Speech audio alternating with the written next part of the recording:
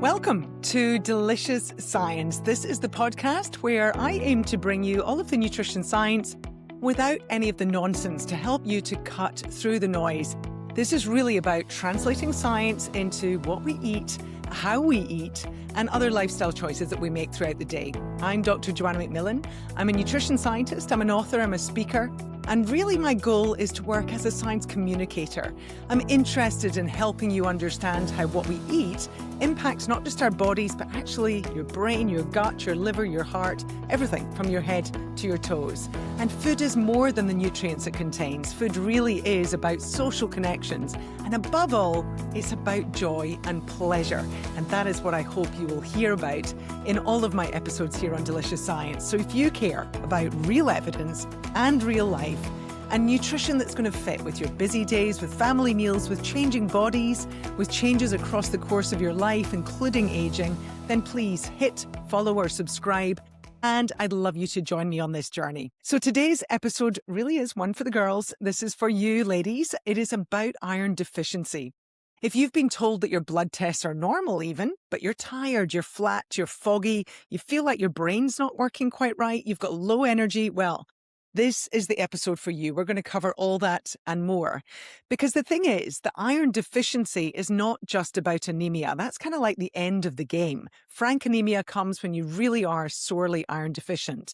But you can have symptoms much, much earlier on. And that's kind of what I find women don't really realize, and we're never really told.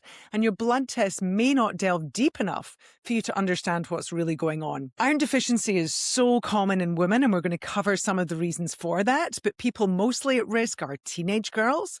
And I always get concerned because a lot of the time it's the teenage girls who then say that they're cutting out meat or they're going completely plant-based. They've got increased needs. We might have restrictive eating sneaking in. We're going to talk about some of those things. Any woman with heavy periods, during pregnancy, during, hello to my world, perimenopause. For all of these reasons, these are risky times in a woman's life, and iron should be top of mind. Yet, what I hear all of the time is women saying, oh, I didn't realize those symptoms could be due to iron. So we need to be much more aware of micronutrient deficiencies. We've got far too much focus on protein and macronutrients. You know, how many carbs you're eating, what's your calorie intake, restrictive eating, time-controlled eating, all of these things, and we forget about micronutrients, and iron is often one of the first to go. So what we're going to cover in this episode is what iron really does, why women are particularly vulnerable, why you can feel awful long before you develop anemia. We're going to talk about what I call the iron gatekeeper, and that's a little hormone called hepcidin. So let's start, first of all, by understanding what iron really does. So you can think of iron as the oxygen mineral. It's an oxygen carrier. It's in hemoglobin in our red blood cells, and that's involved in carrying oxygen around your body. Now, that explains then why you might find it difficult to exercise at any intensity if you've got iron deficiency, because you're not able to deliver that oxygen so adequately around the body. But iron actually does a whole lot more than that, and that can explain some of the other symptoms. Iron's involved in cellular energy, it's involved in your immune system and immune function, in DNA synthesis, in the working metabolism of your muscles, and it's absolutely essential for your brain. So your concentration and various other cognitive functions are impacted when you don't have enough iron. Now, too much iron can also be problematic, but in women, it's much more likely to be the reverse. Early low iron deficiency can feel like you're tired more easily, and how many of us say we're tired all of the time? And it is true that it's not always due to iron. There's lots of reasons, including the obvious one, sleep, but iron definitely is involved. So if you feel like you do have your sleep under control, but you're still feeling tired, this is definitely one to watch for. Exercise might feel harder. You might not be able to push yourself in quite the same way as when you're feeling top of form. You can definitely have brain fog and some of that kind of fuzzy brain cognitive feeling. You're slow to recover, both from exercise or a night of bad sleep or a bit too much partying, but also slow to recover from infections and picking up a cough, a cold, a flu. Those things take longer to recover from too. And you might find that you're picking up more infections. So say you get a scratch on your skin and it's taking longer to heal than usual. So some key concepts to understand. First of all, that low iron stores is not anemia, but you can still be having symptoms. So we see this in athletes. Even a mild deficiency can be impacting their performance. But even for you and I, you can already be getting symptoms, even though your hemoglobin is still normal, but your iron stores are already depleted. So think of it this way. Think of the hemoglobin as being your spending money. And ferritin, which is how we measure stored iron, are your savings. So we can draw on the iron in those savings when we require it. But if you keep draining your savings for a long time, you're going to feel it. So when the iron stores are down, you might still have normal hemoglobin, but you are well under par. So why are women at a particular risk here? Well, the main reason, quite frankly, is blood loss, so periods. The average period, a woman will lose 40 to 50 mils of blood. Now, don't ask me how we know that or what study was done to try to measure that, because I'm guessing that if you're like me, you have no idea how much blood you actually lose during a period. But that's what's considered average. Now, that equates to about 25 milligrams of iron. Heavy periods, which affects around 1 in 3 women, the losses can be much, much, much higher. So how do you know if you've got a heavy period? Well, here's a bit of a checklist. 1, if you're flooding through your clothes or onto your bedding in the night, if you're having to change your tampon or your pad every 2 hours or even less, or if you're having to double up, use double protection. If you're getting large clots, these are pretty much clear signs that you're having a heavy period. That puts you at a much, much, much higher risk of iron deficiency. Other at-risk times, I already mentioned pregnancy, but after pregnancy too. So you're depleted of iron during the pregnancy, then you've got some blood loss that happens during the birth itself. So you're in this unstable state. It takes you, you're pregnant for 9 months. It takes you at least 9 months to a year to actually recover from the pregnancy. And that includes restocking up your iron stores. So you're very much in a danger zone during that time. And if you got pregnant again quite quickly, that happens to a lot of women, you're in double trouble after that second or more. Same if you've had a twin pregnancy or any other reason that might have put you at higher risk. If you take part in high intensity sport, and that certainly applies too to our teenage girls who are often also taking part in fairly high intensity sport. And then let's have a big red flag for restrictive eating for whatever reason. So we've got people doing intermittent fasting or time restricted eating. We've got people using medications to try to restrict their appetites. Or we've just got good old eating disorders and dieting and all those other reasons that women are restricting their eating. It puts us at risk of micronutrient deficiencies, and iron is top of that list. Now, I won't say anything more about that because I really think that's a topic for an entire episode, but just recognize that micronutrients matter. Nutrition matters. It is not always about just trying to eat less. Big bugbear of mine. So let's look at that big picture then. Iron stores can quietly deplete over a period of time. You don't quite understand what's going on. You can attribute those symptoms to all sorts of other things. I'm stressed, I'm dealing with a lot, I've got big work deadlines, I've not been eating the best. You might not be attributing those under par feelings to iron deficiency. It's easy to blame it on something else. Now let's meet that little hormone I mentioned earlier, hepcidin. I call it the iron gatekeeper. It's produced by the liver and it's involved in controlling how much iron we absorb and how much we release from storage. The reason for that is the body's very clever. We don't want a lot of free iron floating around because that's potentially harmful. That's why too much iron can be damaging both within the gut and in the rest of the body. So we've got this clever hormone that helps to control how much iron we absorb in the gut and how much is stored and then released from storage. So when you've got high hepcidin, there's less absorption of iron and iron gets locked up in storage, so we're not releasing so much. But when you need iron, hepcidin drops. The gates open, we absorb more from the gut, iron's absorbed and it's released from those stores. So the system is a beautiful way of balancing it, making sure we don't have too much iron and hopefully we're meeting our needs, provided there's iron coming into the gut for you to absorb in the first place. But there is a little hitch in the system, and that is that other things can influence hepcidin, and that can then therefore influence your regulation of iron. This includes inflammation, illnesses and infection, chronic stress, and here's the kicker, frequent high-dose iron supplements. So I have come across women, I talked to one recently actually, who was telling me that she takes iron supplements, eats iron-rich foods, and still can't seem to get all of her markers up.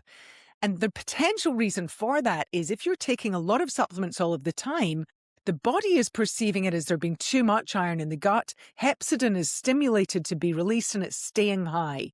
So it's actually preventing you from absorbing and utilizing a lot of that iron coming into your gut, and it's preventing the stored iron and ferritin from being released. So we do have to understand a little bit about that hormone to understand what might be going on. So if you are taking iron supplements, in order to improve absorption for some women, actually alternate day dosing can be better. So that means you don't take your supplement every single day. You actually take a little bit less and you only take it every other day. That allows hepcidin to fall between the doses, and very often that's sufficient to increase the absorption from the gut, allow you to better regulate your iron. This explains why in some inflammatory conditions you're particularly prone to low iron. And the other thing that can be happening here are gut disorders, which are impairing the absorption of that iron. So regardless of whether or not you are taking a supplement, I'm going to give you a line of food first always. And actually this applies to any micronutrient that we're talking about. Food strategies matter. Supplements are there to help bridge the gaps in whatever micronutrient we're talking about. So in this case, for iron, you definitely don't want to be taking a supplement unless you really need to. If you have a diagnosis of frank anemia, you definitely are going to need a supplement to pick you back up. If you're deficient, it will depend on the degree of deficiency and your own food restrictions and what you're prepared to eat. But we'll come to that in a second. To understand the dietary side of this, we have to understand how iron is absorbed. So we've got two main types of iron. We've got what we call heme iron that you're going to get in animal foods, and then we get non-heme iron that you get from plant foods. And the thing is, they're very, very different. So when we talk about a woman's requirement during those menstruating years, it's like 18 milligrams a day, which is extraordinarily high. Men only need 8. We're 18 milligrams. So the thing is, the absorption matters. You could get those 18 milligrams from animal foods or from plant foods, or of course a combination. But you're going to need a lot more of the plant foods in order to meet your needs, and that is because we absorb a lot less of it. So when it comes to heme iron, we absorb about 25%, remembering we've got our body's own regulation system in play. And then for non-heme iron, though, that falls to about 10% and often much less than that. It does depend on what you eat with those plant foods. And the trouble for women are that they are relying mostly on non-heme iron. We're getting more of our iron from plant foods, in other words. I was recently giving a presentation and I presented data on the red meat intake across all age groups. And what was absolutely extraordinary was when we get past toddlerhood, in every single age group across the course of our lifespan, women are eating a lot less red meat than men. So men are the ones ordering a big steak and they need to be definitely eating more plant food. And women are the ones who are often avoiding the steak and just having the salad, not eating or going for, white poultry or fish, thinking these are healthier choices without actually considering the nutrients that we get from particular foods like red meat. So that makes it a lot harder for us to meet that 18 milligrams a day. Absorption really matters. Now, there are some things that we can do to improve the absorption of that non-heme iron. Notably is vitamin C. So vitamin C is what you'll find in almost any fruit, but also in lots of veggies, particularly if you have them raw. Vitamin C is very readily destroyed on cooking, or if you're boiling vegetables in water, it's water soluble, so it's going to disappear into the water. But if you're having salads with fresh veggies, you're going to get some vitamin C there, especially from foods like capsicum, for example. So we've got vitamin C. That's significantly going to improve the absorption of that non-heme iron. So it's a great idea to have fruit as dessert at the end of the meal, maybe put some fruit into a salad, combine it with things like capsicum or other ingredients into your foods. The other thing that's quite extraordinary, if you are a flexitarian or an omnivore, is that actually if you combine an animal food with a plant food that both contain iron, the animal source of iron, so that heme iron, is actually going to improve your absorption of the non-heme iron. Now, why is that going to be useful? Well, if you are trying to eat a little bit less red meat or a little bit more plant protein, combine the two together and it helps you to meet your iron needs. So, for example, consider a meal of beef and black bean chili. What a brilliant dish, by the way, one of my personal favourites. Is budget friendly because it makes the meat go further and fill the whole family up, but you're adding the black beans, which gives you a source of non-heme iron, but it's also adding fiber and magnesium and folate and some plant protein. So we get this lovely mixing of plant and animal foods, giving us at the end of the day better nutrition. So if you are an omnivore or you're prepared to be that flexitarian approach, that's a really good combination of foods to include. The things that reduce absorption, and again, primarily we're talking here about reducing absorption of non-heme iron, affects your heme iron much, much less, are things like tea and coffee, and especially tea. The tannins in tea will bind to and prevent you absorbing a lot of that non-heme iron. Coffee to a lesser extent, but it will still have some impact. And then we've got the polyphenols that are present in red wine. Now, polyphenols are really, really good for us, but this is just showing some of those nutrient interactions, if you're doing it too much, will impact the absorption of some minerals, including iron. We've got phytates that are present in whole grains and legumes. And then we have calcium, both calcium that's present in a food, like a dairy food, or present as a calcium supplement. So if you're taking a multivitamin and you notice it's got calcium and iron in it, the likelihood is you're not going to absorb either terribly well. They're actually better off taken separately, whether in foods or in supplements. So if you are taking an iron supplement, try not to have it with a dairy-rich breakfast, for example. And if you're having an iron-rich evening meal, you want to avoid taking a calcium supplement or a very high calcium food alongside. You don't have to avoid calcium altogether. You just want to make sure, if you are prioritizing your iron, you want to make sure you're not reducing its absorption by having too much calcium in that same meal. This is really all about timing rather than avoidance. So here's some examples. You might want to have a lentil dal with a beautiful salad that's got a lemon dressing. You might add some berries and other sliced fruit, like a red grapefruit, onto your bowl of morning breakfast cereal or muesli or whatever it is you're having. You might want to do the beef and black beans that I mentioned, or have a salad with capsicum alongside your bean stew. Try and have tea and coffee between meals rather than with a meal, especially tea. And if you are going to have it afterwards, wait at least an hour. So why do I say that red meat is fabulous for women? Well, it is. If you're happy to eat it, it is fantastic nutritionally because it's giving you that heme iron, but it's also giving you zinc. It's giving you vitamin B12, essential for your brain function. It's giving you high quality protein. So let's make sure that we're not jumping on that bandwagon, which is there at the moment, of kind of throwing all animal foods, especially red meat, under the bus without recognizing that it's an incredibly nutrient-dense food that is particularly good for women.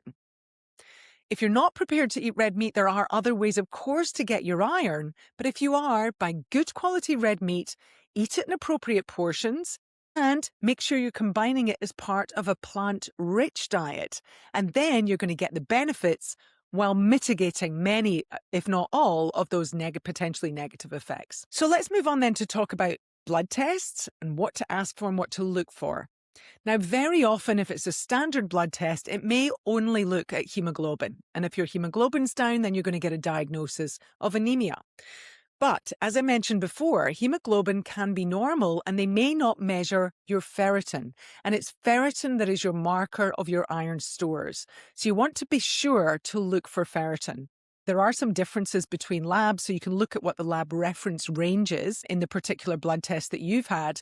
But most experts are going to agree that less than 30 micrograms per litre of ferritin is showing that you are depleted and you have insufficient iron stores. Ask for these tests and pay particular attention to iron in your diet if you are experiencing fatigue, if you do regularly have heavy periods or brain fog, frequent infections, you're pregnant or you're postpartum, and make sure that you're looking at that ferritin level too. I should also mention blood donors. It's only every 3 months, and when you do go and give a blood donation, as I do, they actually check your blood for iron, so they are going to pick it up. But do make sure that after you've done a blood donation, top up your iron levels by making sure you're including iron-rich meals. The golden rule of thumb: food first and then supplements, or maybe even an iron infusion. If you've got gut absorptive issues, your doctor might well recommend an infusion. But always do it with a healthcare professional. Iron is not one that you should just be going to the pharmacy and getting yourself an iron supplement because you're feeling a bit tired. Of course, there's lots of reasons for feeling tired, and you don't want excess iron floating around in your gut or in your body. And iron supplements can be a little unpleasant to take. They can cause some gut distress, nausea, and particularly constipation. So don't take them unless you need them. And a dietitian or your doctor can help advise you as to the form of iron that's going to suit you best. And there might be a little bit of play and trial and error there to work out what's best for you, but also to make sure that you've got the right dose. So, iron needs across life stages because it changes across the course of our life. When you're a teenage girl, so if you've got a daughter or you've got a youngster in your life who's between the ages of 14 and 18, they need about 15 milligrams a day, so a bit less than an adult woman, but it's still much higher than adult men. Iron affects their mood, affects their energy, it affects their concentration, their ability to do their schoolwork and learning. It affects their performance both in the classroom and on the sports field. When we hit the reproductive years of 15 to about 50, depending on when you've gone through menopause, that's where it rises to that 18 milligrams a day. And it's even higher than that. Remember, the 18 milligrams a day is just to try to cover most women. But if you've got any requirements that lift that higher, like the heavy periods, like you're doing heavy sport, you're a blood donor, you're not eating much red meat, if any, these are things that are going to increase your risk. If you're vegan, especially, but even if you're vegetarian, you're much more likely to be at risk if you fall into that category. During pregnancy and postpartum, you need an extra 1,000 to 1,200 milligrams across the course of your pregnancy. So that's around 27 milligrams a day. Many are already starting pregnancy iron depleted. So that means if your ferritin stores are low, even if hemoglobin's normal, at some point during the pregnancy, it's likely to take a dive and you're going to shift into iron deficiency, potentially even frank anemia. Then after you've had the baby, iron matters for your recovery, for your immune system, for your energy levels, and for your mental health. So pay close attention at this time. I mentioned before my age group, the perimenopausal women. If you're there, one of the reasons why we can be particularly at risk is because, yes, your periods might have become a bit irregular, but often they're a lot heavier at this stage of life. So during perimenopause, if that is happening to you, recognize your iron needs are increased, and that might be contributing to the feeling of fatigue that is so common. Once you are through, though, and once your periods have completely stopped and you're into menopause, your iron requirements drop back down to the same as men, so around 8 milligrams per day. But if you've hit that stage of life already depleted, it doesn't mean that you need to take your eye off the iron ball. You still need to think about it until you're well into menopause and you've rebuilt back up those iron stores. So just remember that midlife fatigue is not always just about hormones or sleep problems and so on. It can very often be attributable to your micronutrient intake, especially iron. So let's move on then to talk about some of the practical strategies that can help. First of all, think about how you're going to build iron into your meals. Red meat, if that's prepared to be on the menu, then fantastic. 2 to 3 times a week is what we recommend. And remember, that doesn't have to be 2 to 3 dinners. People always think, wow, that's quite a lot. But not really if you think about it. You make a meal one night, you have the leftovers for lunch the next day. That's already 2 meals. So it's really not that hard to make 2 to 3 meals a week. When you have poultry, make sure you eat the brown meat, as well as or instead of the breast, because that's where you're going to find more iron and more zinc. And if you can combine poultry, fish, or other animal foods with sources of plant iron, you're going to help you improve your absorption of that non-heme iron in the plants. Your plant food sources include legumes, so that's all sorts of beans and chickpeas and lentils. We've got tofu. Firm tofu is quite good. You've got nuts, seeds, and if you combine those with a food that's rich in vitamin C, or even a glass of fruit juice, depending on the meal, you're going to boost the absorption from those foods. Fortified cereals can be beneficial. We could do a whole episode on breakfast cereals, but just recognize there are some good ones. If you choose a high fiber, low added sugar, and it is fortified with iron, that can be a great way of getting iron, especially into teens, and if you're not eating meat. Manage the inhibitors that I mentioned before. So tea and coffee has to be away from meals. Not so bad before the meal, but certainly not during or for an hour afterwards, especially tea. If you're taking supplements, follow the timing recommendations that are usually made on pack. If you're taking an iron supplement, often a lower dose is more effective. And women who are pregnant, just be aware some of those pregnancy supplements can be extremely high. So be aware of that, and particularly if it's giving you some gut symptoms, that might be the cause. Often a lower dose is more effective, and you might want to try alternate day dosing. Fewer side effects and better absorption for some women with that approach. So talk to your doctor or your dietitian about that. If you're having heavy periods, address it. You need to not just replace iron. If you just think about having more iron-rich meals, it's kind of like trying to fill a bucket of water that's got a hole in it. So really try to think, first of all, if there's anything you can do, talk to your doctor about strategies for managing those heavy periods. And then test, don't guess. That means go to your GP, ask for a blood test that's going to include ferritin, a full iron panel, preferably. There are a whole bunch of other tests that will give you a complete picture, not just hemoglobin. So the big takeaway is that iron deficiency in women is incredibly common. It's often missed or it's dismissed until you've got frank anemia. So if you've got those symptoms that we've talked about, think about it and ask for a test. You can have those symptoms long before hemoglobin drops and you actually develop frank anemia. Understand hepcidin. Hepcidin can explain why tests look normal, but you still feel awful.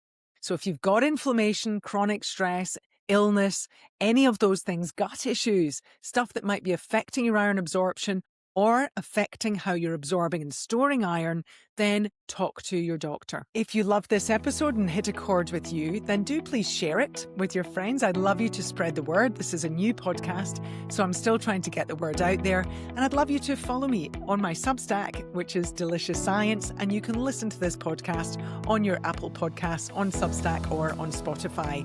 This is where you'll find information on food, on health, on aging, on everything to do with nutrition science throughout life.